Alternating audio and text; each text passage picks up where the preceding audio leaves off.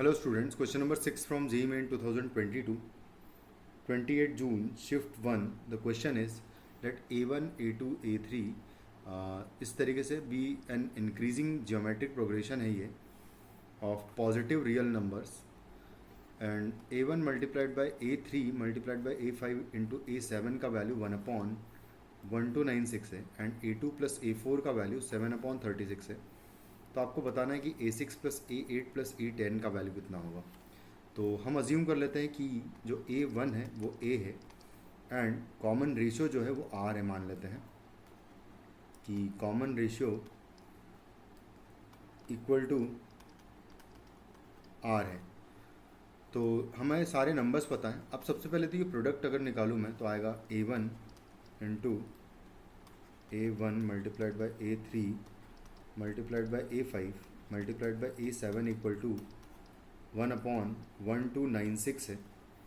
तो यहाँ से A1 का वैल्यू A है, A3 का वैल्यू AR स्क्वायर होगा multiplied by AR to the power 4 होगा, A5 का value plus multiplied by AR to the power 6 हो जाएगा वैल्यू A7 का. तो इसका वैल्यू 1296 दे रखा है हमें. और उसके बाद फिर हम क्या करेंगे कि यहाँ पर अगर देखें तो ये लिखा हुआ है A की पावर 4 मल्टीप्लाइड बाय R की पावर्स को ऐड करूँ तो ये 6 प्लस 4 हो जाएगा 10, 10 प्लस 2 हो जाएगा 12. तो R to the power 12 equal to लिखा हुआ है 1296, 1/1296. तो ये हो जाएगा AR cube to the power 4 हो जाएगा. और इसका वैल्यू हमें दिया हुआ है एक्चुअली लिखा हुआ है 1/6 टू दी पावर 4 लिखा हुआ है ये, क्योंकि 36 का स्क्वायर होता है 1296. तो यहाँ पर कंपेयर करने पर मिलेगा कि AR क्यूब का वैल्यू हो जाएगा 1/6.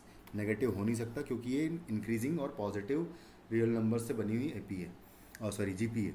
तो ये हो जाएगा, यानी कि बेसिकली हमें A4 का वैल्यू पता लग गया कि 1/6 है ये.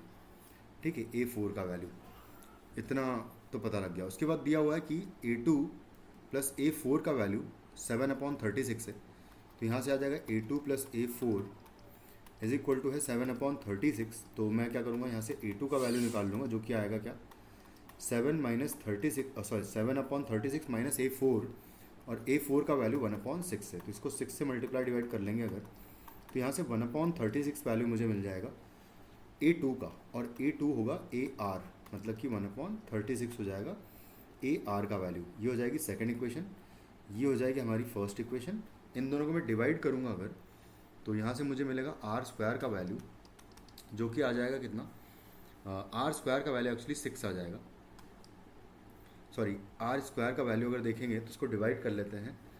तो 1/6 एक बार लिख लेते हैं, तो 1/6 अपॉन 1/36 आएगा.